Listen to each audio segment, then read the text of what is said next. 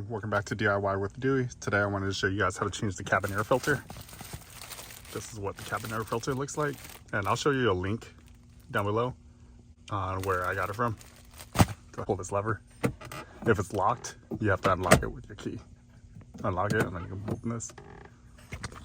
Okay, so this, you just grab this and you pull it out. See that?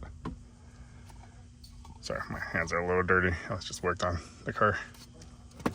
Okay, so do you see? Grab these two tabs right here. Press them in, and then you slide this out. There's our filter. It's filthy. All right, do you see airflow pointed downwards? Go ahead and look at this one. Airflow pointing downwards. Open this.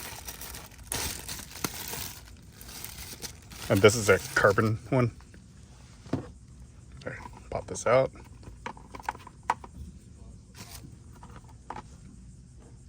And take this one, airflow pointing downwards. Put this in its place. All right, and do you see how, make sure it goes in that lip right there. The foam is kind of deteriorating. But make sure the filter goes through that. All right, this is ready to reinsert.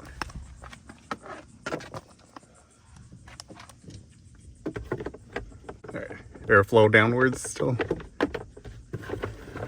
And push it in, make sure it clicks. All right, both sides clicked.